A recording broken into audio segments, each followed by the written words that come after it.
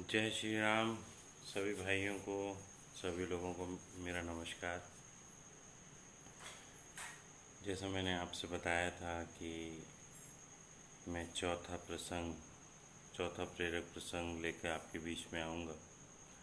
तो हमारा चौथा प्रेरक प्रसंग है समदृष्टि रहने का महत्व। समदृष्टि समदृष्टि मतलब कि हमेशा एक सा देखना, काम, कूल, रिलैक्स जो बोलते हैं ना हम लोग। ये बड़ी पुरातन कहानी है, मैं आप लोगों को बताना चाहूँगा। महाकाल, भगवान श्री महाकाल की नगरी उज्जैन में एक लड़का रहता था। बड़ा होशियार था वो, बड़ा चतुर होशियार था। नई नई कला सीखने में वो बड़ा निपुण था। वो उसने नाव चलाने वाले को देखा तो वो नाव चलाना सीख गया। नाव बनाने वाले को देखा तो नाव बनाना सीख गया। उसके बाद उसने तीर वाले को देखा तो तीर चलाना सीख गया उससे। घर बनाने वाले को देखा, घर बनते देखा तो घर बनाना सीख गया। ऐसी वो धीरे धीरे कई सारी कलाएं उसको आने लगी।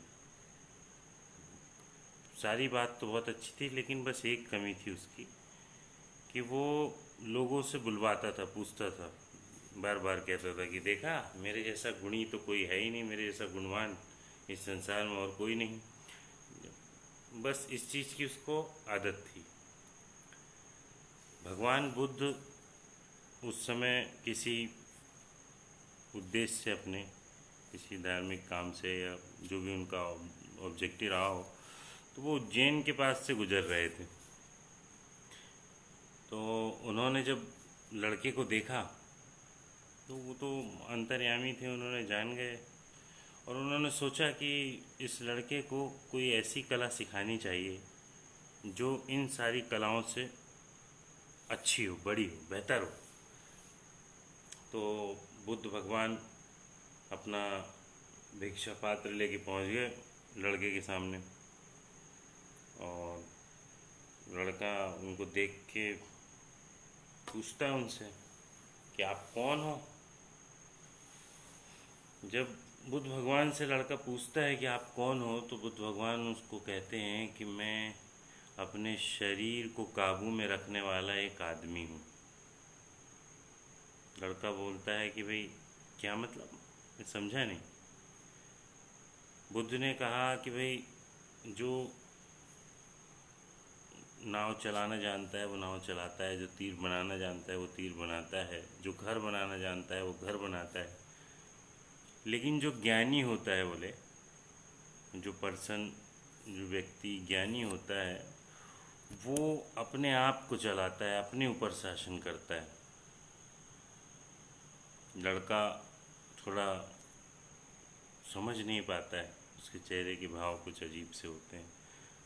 तो भगवान बुद्ध उसको और समझाते हैं कि भाई देखो, अगर तारीफ हो आपकी तो आप प्रसन्न ना हो, अगर आपकी निंदा हो तो आप शांत रहो, आप दुखी ना हो।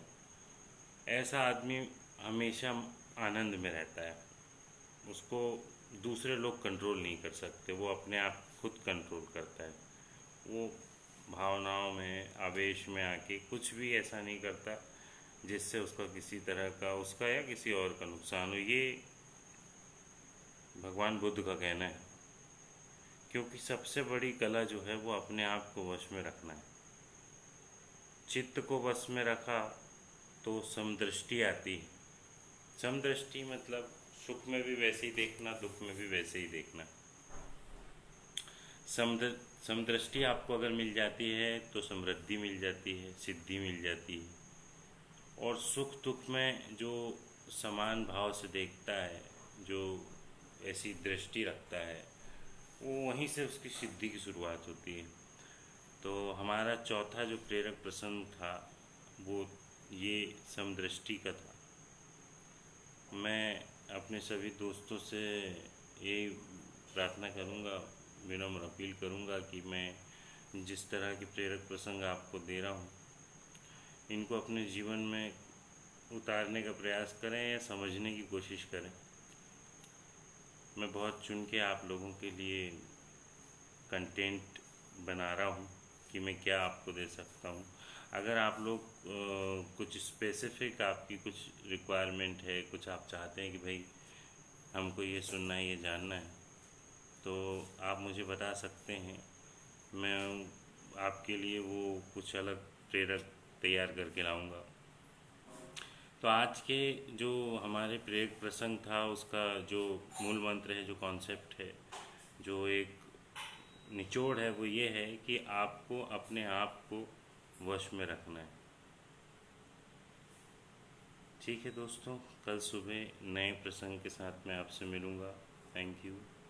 जय हिंद, जय भारत, शुभ रात्रि।